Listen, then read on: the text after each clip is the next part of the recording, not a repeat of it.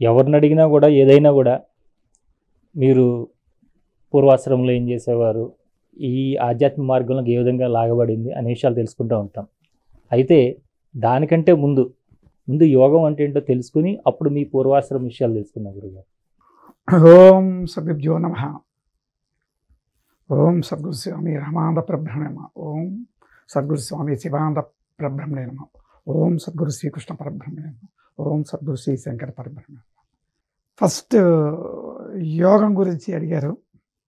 యోగం అంటే సింపుల్గా మనం చెప్పాలంటే కలయిక. ఏది కలిగాలి?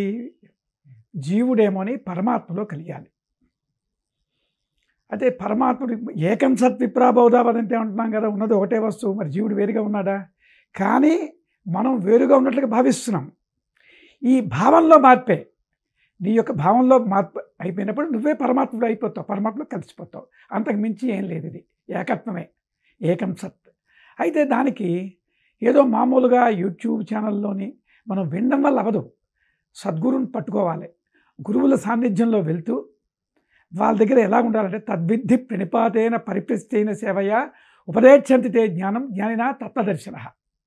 అంచేత ఆ సత్యమైనటువంటి వస్తువు నీకు దొరకాలి అంటే గురువుల దగ్గరికి వెళ్ళి సాష్టాంగ దండ ప్రణామాలు ఆచరించి వారి దగ్గర చిరకాలం ఉండాలి. అయితే ఇక్కడ ఉండడం దగ్గర మళ్ళీ ఒక చిక్కు వస్తున్నది. ఒకప్పుడు ఈ గురువుల దగ్గరికి వెళ్ళి 12 సంవత్సరాలు వారి దగ్గర ఉండి బ్రహ్మ విద్య నేర్చుకునేవారు. కానీ కాలమాన పరిస్థితులు మారిపోయి అంచేత అలా ఉండడానికి అవకాశం లేదు. ఆ అవకాశము లేని పరిస్థితుల్లో గురువులు అంటే మా గురువు గారు స్వామి రామానంద, నేను కూడా ఒక హెడ్ మాస్టర్గా ఉండి ఏదో ఒక మానసిక ఏదో లోటు కనిపించి వెళ్ళాను. వెళ్ళిన తర్వాత వారు ఒక విధంగా నన్ను అడగడం తటస్థించింది, ఏం చదువుకున్నావురా అని. ఓకే, నా చదువు ఏమిటి? BSc BEd. అయితే బీఎస్సీ నువ్వు సైన్స్ స్టూడెంట్వా? Then what is this? ఇలా రాపిడి చేశాడు. నాకుండే నాలెడ్జ్లో నేను చెప్పాను, this is energy. What is energy? Energy is light. Light ఉంటే చీకటి పోతుంది అనగానే నాకు వారు కాషాయం వేసుకున్నారు, మా అంత వేషాలు కూడా లేవు.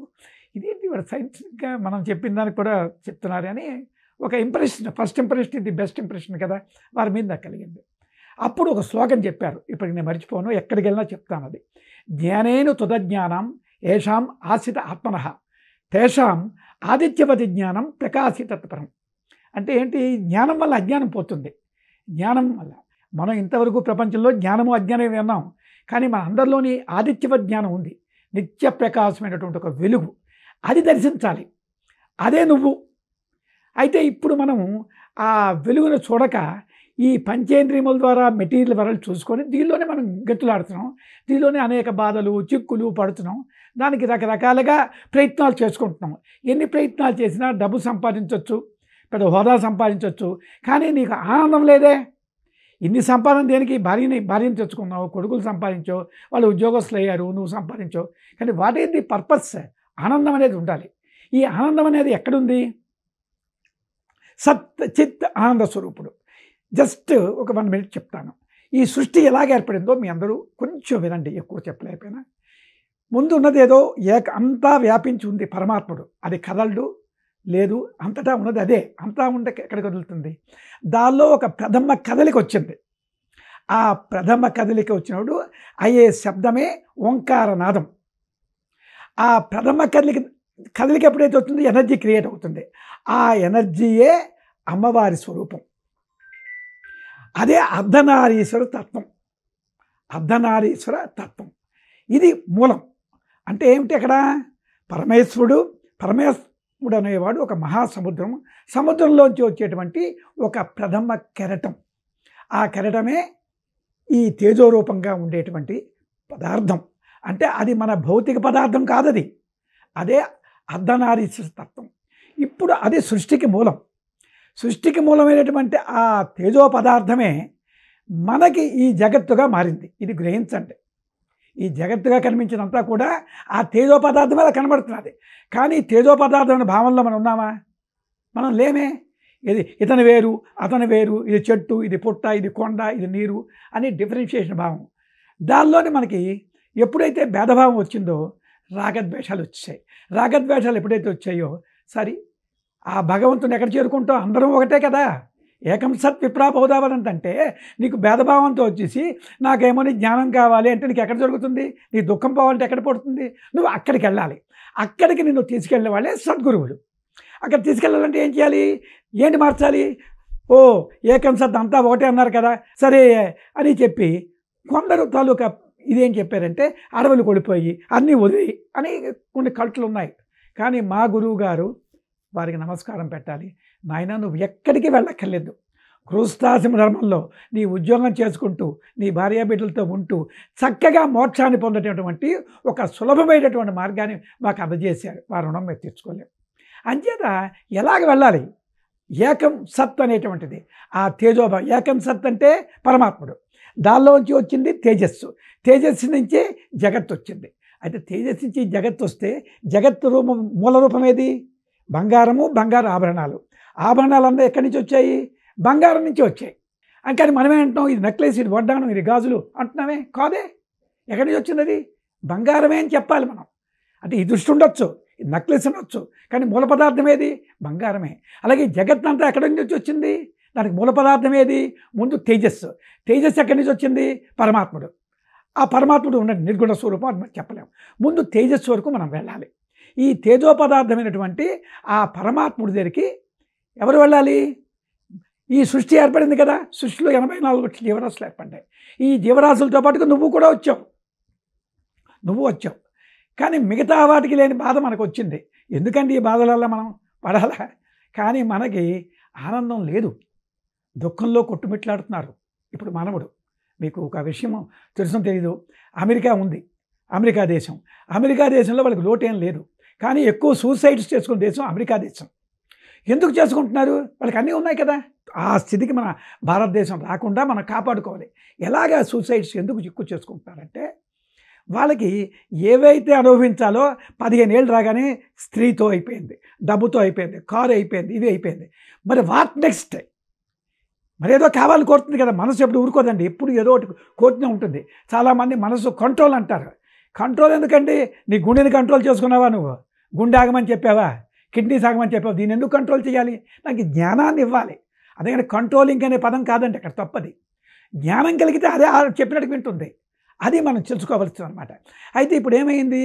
ఆ జ్ఞానాన్ని మనం ఎప్పుడైతే ఇచ్చామో ఆ మనస్సు తాలూకా స్థితి మారుతుంది. అంచేత మనం అమెరికాలో ఇప్పుడు చెప్తున్నాను కదా, ఆ విషయం మీకు జాగ్రత్తగా వినండి. అక్కడ ఎందుకు వచ్చిందంటే వాళ్ళకి ఎంతసేపు మెటీరియలే. ఈ కారు కొన్నాడు, మరో car. Half of the land in America developments పోయింది. భూమికి తవ్వాలండి, ఏది కావాలన్నా. అయితే మరేమవుతుంది? భూమాత, మనం దాన్ని భూమాత అంటున్నాం. దాన్ని పూర్తిగా చెడగొట్టేస్తే దాన్ని ఉపయోగించుకొని నేర్చుకున్నాం. నువ్వు తయారు చేసావా భూమిని? ఎవడ? పరమాత్ముడు సొత్తు నీకు ఎందుకు ఇచ్చాడు? నువ్వు జాగ్రత్తగా నువ్వు నన్ను కాపాడాలి. కాపాడకుండా అడవులను నరికేసి, చెట్లు నరికేసి, పొల్యూషన్ పెంచుకొని ఆ పొల్యూషన్తో, ఆ భౌతిక సుఖాలతో వాళ్ళ ఉన్న ఎనర్జీ తగ్గిపోయింది. అంటే మానసిక ఆలోచన పరిధి తగ్గిపోయింది. ఎప్పుడైతే మానసిక ఆలోచన పరిధి తగ్గిపోయిందో ఆనందానికి దూరం అయిపోయారు. ఎప్పుడైతే ఆనందానికి దూరం అయిపోయారో అప్పుడు ఆత్మహత్యలు, వాడిని పొడవడాలు, తిట్టడాలు, అన్ని రకాల నాన్సెన్స్. మనమైనా అంతేనండి. ఆనందం లేకపోతే అన్ని పనులు, చెడు పనులే మనం చేస్తాం. అంచేత ఇప్పుడు ఏం చేయాలి? వాళ్ళకి ఆ సంగతి అలా ఉంచండి. ఇప్పుడు మన దగ్గరికి వద్దాం.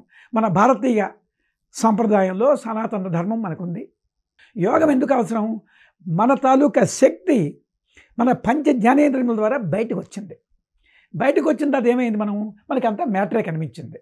ఈ మ్యాటర్ ఎక్కడి నుంచి వచ్చిందో తెలుసునా? ఆభరణం చూసావు అంటే జగత్తే ఆభరణం అని చెప్తున్నాను. చెట్టు, పుట్ట, కొండ, నీరు. కానీ ఎక్కడి నుంచి వచ్చిందండి జగత్తు? ఆ తేజో పదార్థం. అదే అర్ధనారీశ్వర తత్వము. అదే అమ్మవారు. అమ్మ ఏం చేస్తుందండి? నీ కోరికలు తీరుస్తుందా, తీర్చదా? నువ్వేది కోరిక తీరుస్తుంది? మనకెందుకండి ప్రపంచాన్ని అడగడం? అమ్మ దగ్గరికి వెళ్ళండి. మీ అందరూ కూడా అమ్మ దగ్గరికి వెళ్ళిన విధానం తెలుసుకోండి. మీరు ఎక్కడికి వెళ్ళకెళ్ళి మీ దగ్గరికి ఏది కావాలో అంతా అమ్మ ఇస్తుంది. అయితే ఎలాగ వెళ్ళడం? అమ్మ తాలూకా రూపం ఏది? తేజో రూపం. ఆ తేజో రూపం రావడానికి ఏమిటి? ప్రథమ కదలిక. అది ఈశ్వరుడు. అదే అర్ధనారీశ్వర తత్వం. ఈ కదలిక మొదట్లో చిన్నది ఉంది. దీనికి కూడా ఎగ్జాంపుల్ చెప్తాను. దీపం ఉందనుకోండి. దీపం ఇలా కదిలిపోతే అక్షరాలు చదవగలమా మనం? పాఠం బాగా కనబడుతుంది. అదే దీపము స్థిరంగా ఉంటే క్లారిటీ మనకు ఉంటుంది. ఇప్పుడు మనకి క్లారిటీ లేదు. ఈ జగత్ ఏమిటో ఎవరు చెప్పిందో అర్థం కాలేదు, అన్నీ వింటున్నాం మనం. ఆ క్లారిటీ ఎవరికి రావాలి? నీ మైండ్కి రావాలి. నీ మైండ్కి క్లారిటీ ఎప్పుడు వస్తుంది? ఏకాగ్రత. ఏకాగ్రతే చిత్తేకాగ్రతే జ్ఞానం. యోగ చిత్తవృత్తి నిరోధ. అంటే యోగం ద్వారా ఈ యోగం ఏం చేస్తుందంటే నీ మనోకదలికని ఆపుతుంది. నీ మనోకదలికని అంటే యాక్చువల్ ఫ్యాక్ట్ నేను ఒక హెడ్ మాస్టర్గా ఒక ఉపాధ్యాయుడిగా కూడా మీకు చెప్తున్నాను. మా స్టూడెంట్స్ వచ్చేవారు 40 మంది క్లాస్లోని. వాడు డిఫరెంట్ మైండ్ సెట్తో వస్తారు. కానీ ఏం చేసాం? ఒక కుర్రాడికో ఏదో రూపంలో ఒక దొరు వేసినట్టు యాక్షన్ చేయగానే అందరి మైండ్ కూడా కాన్సన్ట్రేట్ అవుతుంది. అంటే కాన్సన్ట్రేటెడ్ ఆఫ్ ది మైండ్ అదే జ్ఞానం. అప్పుడు ఏమవుతుంది? ఈ ఉపాధ్యాయుడు చెప్పిన పాఠాలు ఎక్కుతాయి. ఈ బ్రహ్మ విద్యకు కూడా మనం ఏం చేయాలంటే మన చిత్తవృత్తులు అరికట్టుకోవాలని చెప్పి ఆ పతంజలి మహాముని, ఇక మా గురు పరంపరలో మా శివానంద పరమహంసుల వారు ఇటువంటి వారంటే వారి గురించి చెప్తే మీ అందరూ ఒకసారి వినండి, చెప్తే తప్పు కాదనుకుంటున్నాను. ఆ మహానుభావుడు పోలీస్ సబ్ ఇన్స్పెక్టర్గా చేసేవారు. భార్య ఉంది. ఒకరోజు వారు ఇంటి నుంచి ఆఫీస్కి వచ్చారు. భార్య కౌలు పెట్టింది. వెళ్తే ఇతను తొడ మీద ఆమె తలపెట్టి ప్రాణం విడిచిపెట్టింది. చూడండి ఎలాగుంటుందో. అంత ప్రేమస్పదంగా ఉండే భార్యాభర్తలు ఏంటి చక్కగా ఆరోగ్యంగా ఉన్నట్టు ప్రాణం విడిచిపెట్టగానే ఇతనిలో ఈ డొక్కు ఉంది. డొక్కుకి వాల్యూ ఉందా? లేదు, నో వాల్యూ. ప్రాణం ఉంటే కదండి దీనికి విలువ ఇస్తాం మనం. ఈ ప్రాణం ఎక్కడికి పోయింది, ఎలాగుంది అని తెలుసుకున్నంత ఎవరు చెప్పగలరండి? ప్రాణం ఎక్కడికి పోయిందో చెప్పగలరా? Nobody in the universe. అప్పుడు వారికి ఫలనీ క్షేత్రంలో ఒక మహాత్ములు ఉంటారు అనేసి అక్కడికి వెళ్ళారు. అక్కడ ఒక ఇద్దరు సిద్ధపురుషులు తన చెవిలో ఒక మంత్రోపదేశం చేశారు. అదే మేము చెప్పబోయేది అనుకోండి. దాంతో ఆ ఫలనీ క్షేత్రం చుట్టూ 3 రోజులు తిరిగిన తర్వాత ఆ ధ్యానంలో కూర్చొని నిర్వికల్ప సమాధి కొడిపోయారు. 3 సంవత్సరాలు ఉండిపోయేవారు. అప్పుడు బ్రిటిష్ వాళ్ళ టైం. ఒక కలాం అనే ఫారెస్టర్ వచ్చాడు. ఆ కలాం అనే ఫారెస్టర్కి ఈ శరీరం తగిలింది. తుప్పలు డొంకలు పట్టాయి. చూడగానే అవి తీశాడు. దివ్య తేజస్తో శరీరం ఉంది. అప్పుడు చుట్టుపక్కల అందరిని పిలిస్తే కొన్ని వేల మంది వచ్చారు. అందరూ ప్రార్థన చేసుకుంటే వస్తే కళ్ళు తెరిచి చూశారు. ఇలాగా జగత్ అంతటినీ కూడా చూడగానే వారు అనుకున్నారట, అరే నేను కూడా ఒక అజ్ఞానంలో పడి దుఃఖంలో మునిగిపోయానే, మరి నేను వెళ్ళిపోతే వీరికి ఎవరు చెప్తారే ఈ ప్రపంచానికి జ్ఞానాన్ని ఆనందాన్ని అందిస్తారే అని అతనికి మానవాళి యందు ఒక కరుణ కలిగి సరే అని చెప్పి అతను మన ప్రపంచంలోకి వచ్చారు. ఆ రోజుల్లో అంటే మన విశాఖపట్నం, సాలూరు, రాజాము వచ్చారు. మనకు తెలియదు ఎందరో మందికి వారు తెలుసుకునేటువంటి ఆ యోగ విద్య ఆ సిద్ధపురుషులు ఇచ్చింది మనకి డైరెక్ట్గా నేర్పిస్తారు. వారు ఏది చూడలేదండి. వారు చూడలేదు. యోగం చేయండి మీకు అంతా బాగుంటుంది అని చెప్పేశారు. ఆ విద్యని ఆ విధంగా వారు ప్రచారం చేసి అందించారు. అందించేంత వారు వడగర అందులో పెద్ద ఆశ్రమం మిగతా 5 చోట్ల పెట్టారు. అటువంటి మహాత్ముల దగ్గర వారి అనుగ్రహాన్ని పొందినటువంటి వారు మా గురువు గారు బ్రహ్మర్షి శ్రీ స్వామి రామానంద పరమహంసుల వారు. వారు విజయవాడలో ఒక ఆశ్రమం పెట్టారు. విజయవాడలో ఆ విజయవాడ ఆశ్రమం తర్వాత మా అదృష్టమేమో విజయవాడకి మేము వెళ్ళలేము. వారు మాకు దగ్గరగా కామనవలస అనే విలేజ్లో ఒక ఆశ్రమం పెట్టారు. పెట్టిన తర్వాత వారి దగ్గర మేమందరం కూడా నాకు 35 ఏళ్ల వయసు. అప్పుడు నేను వారి దగ్గరికి వెళ్ళి చెప్పాను కదా మీకు శ్లోకం. ఆ శ్లోకానికి ఇప్పుడు వస్తున్నాను మళ్ళీని. అంటే ఏమిటి నాకు చెప్పారు? 3 అంతవరకు మనకేం తెలియదు కదండి. మేము తెలియని స్థితిలో ఉన్నాం మీలాగే. జ్ఞానము, అజ్ఞానము, తర్వాత ఆదిత్యవ జ్ఞానం అంటే ఏమిటి? ఎల్లప్పుడూ వెలుగుండేది. ఈ 3 చెప్పారు. అప్పుడు ఎక్స్ప్లెయిన్ చేశారు. సూర్యుడు ఉన్నాడు కదా, సూర్యుడికి అడ్డంగా మేఘం వచ్చింది. మేఘం వచ్చిందంటే మేఘం అనేది అజ్ఞానం. దాన్ని పోగొట్టాలంటే గాలి అనే జ్ఞానాన్ని పంపించాం. పంపిస్తే ఏమైంది? ఈ అజ్ఞానముని ఆ గాలి అనే జ్ఞానం తీసుకెళ్ళిపోయింది. అప్పుడు మిగిలేది ఏది? నిత్య ప్రకాశమైన వెలుగు. అలాంటి నిత్య ప్రకాశమైన వెలుగు మన అందరిలో ఉంది. నీలో, నాలో, అన్ని జీవుల్లోనే ఉంది. అన్ని జీవులని. కానీ మానవుడు ఒక్కడికే అవకాశం ఏంటి? ఆ వెలుగుని దర్శించే భాగ్యం ఒక్క మానవుడికే ఉంది. అక్కడికి ప్రయాణం చేసే విధానమే ఇప్పుడు మేము అందరికీ చెప్తున్నప్పుడు యోగ విద్య. అక్కడికి ఎలా చేయాలి అంటే ఏదో యోగ సాధన తీసుకుంటే అయిపోదు. గురువులతో కాంటాక్ట్ ఉండాలి. నిజంగా అభిలాష ఉన్న వాళ్ళకి మేము భోజనం పెట్టి నేర్పుతాం. డబ్బులు అక్కర్లేదు మీకు. కానీ అభిలాష ఉండాలి మీకు. బ్రహ్మ విద్య నేర్చుకుందామని ఏదో ఉపన్యాసం సీజన్ది విన్నాం ఓడిపోయామంటే అది అక్కర్లేదు. నిజమైన తపన పరులకి మేము ఉన్నాం. ఓకే. అప్పుడు ఆ ఆదిత్యవ జ్ఞానం మనకు వెలుగుతుంది. అది ఇప్పుడు మనం చేయవలసిన పని ఏమిటి? ఆదిత్యవ జ్ఞానం గురించి నువ్వు ప్రయత్నం కాదు. నీలో ఉంటే అజ్ఞానపరం తీసేయి. అజ్ఞానపరం తీయాలంటే నీకు జ్ఞానం కావాలి. ఏ జ్ఞానము? ఆత్మజ్ఞానం. గురువుల దగ్గరికి వెళ్తే వాళ్ళు ఎంతో అనుభవంతో ఉండే వ్యక్తులు గురువులు అంటే. ఆ అనుభవాన్ని జోడించి మా గురువుగారు రామానంద పరమహంస మాకు అదే చెప్పారు. ఒక ప్రాక్టికల్ ఆస్పెక్ట్ చెప్తాను. నేను ఎండలోకి వెళ్ళడానికి కూడా నాకు చిన్నప్పుడు వెళ్ళనిచ్చేవారు కాదు. సుకుమారంగా పెరిగాం, అది వదిలిన అందరికీ. అక్కడ పొలం ఉంది గొల్లాది దగ్గర, పొలానికి వెళ్ళరా అన్నారు. వారం రోజులు వెళ్ళాము. ఈ ఎండ బాధలు పడలేకపోయేవాళ్ళం. ఎప్పుడు వదులుతారా, కానీ గురుగారు మాట పెట్టలేము. వారం రోజులు అయిపోయిన తర్వాత ఆయనరా అప్పుడు సేద తీర్చి ఓహో నువ్వు ఏదో ఇంట్లో పనులు ఉన్నాయి కదా, ఉద్యోగం చేసుకుంటావు వెళ్ళన్నారు. నేను బయలుదేరి వచ్చాను. అయితే అక్కడ నేను గ్రహించిన తర్వాత గ్రహించాను, మన కర్మల్ని తొలగించడానికి నాకు అది పెట్టారు. అంటే దానివల్ల నా మనసు ఎంతో క్షోభ చెందింది, ఫ్యాక్ట్. అది తిరగడం చేయడం అని. కానీ దాన్ని వారి సాన్నిధ్యం ఆయన ఆగిపోయింది. కర్మ అంటే ఏంటండి? యాక్షన్, మెంటల్ యాక్షనే కర్మ. ఈ మెంటల్ యాక్షన్ వారి సాన్నిధ్యంలో వారి శక్తితో ఆగిపోయింది. అంటే ఎన్నో కర్మలు నుంచి నన్ను తప్పించారు. అంటే గురువులు ఏం చేస్తారు? నీ మైండ్ని ఊపులాట పెడతారు. గురువులు అంటే ఊరుకోరండి, నేను ఊపులాట పెడతారు. ఆ ఊపులాట తగ్గిస్తారు. ఎందుకు? నువ్వు అవి జరగకపోతే భవిష్యత్తులో నువ్వు ఎన్నో చిక్కులు పడాలి. ఆ చిక్కుల్ని తప్పిస్తారు. అది తర్వాత మాకు అర్థమైంది. ఇలాగ కర్మలు తగ్గించి, అంటే ఆ కర్మల వల్ల వచ్చేటువంటి ఆ ఫలాన్ని మనకి అందకుండా వారు స్వీకరిస్తారు. స్వీకరించి మనని ఒక ముత్యంలా తయారు చేస్తారు.